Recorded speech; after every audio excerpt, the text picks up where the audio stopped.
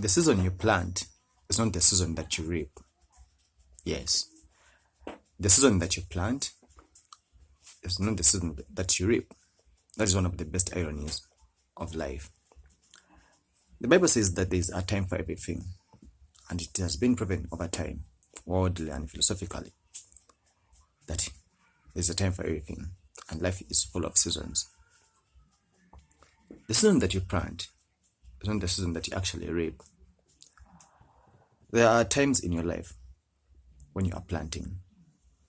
Yes, those times will be there when you are learning a new skill set, when you are making new friends, when you are getting a new job, when you are learning it, when you are networking, when you are actually starting up your life, breaking the ground. Those are the times that most of the, as we call, being in the trenches. Those are the times when we actually are into the trenches. We need to embrace time and things of being into the trenches. It really makes the difference, because there will be times that actually will come when we are able to actually reap the works of our hands.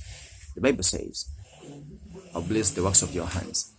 But there are those times when we are just sowing. There are the times that we are in the trenches.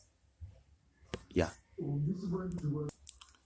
So, every one of you, from wherever you are, you young man, young woman, my contemporaries, people of the same age, people older than me, and people younger than me, I advise you to actually not miss the sowing times, because there's no way that you will actually reap when you didn't sow.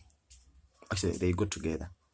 The time you reap, the time you sow is not the time that you reap, but you also reap what you sow.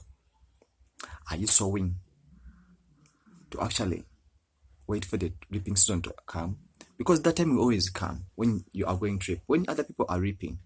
But the times that you see people reaping are not the exact times that they were sowing. Waking up out of bed, going to sow, just that we use that analogy of sowing, is very stressing. The times are not beautiful. You see other people enjoying.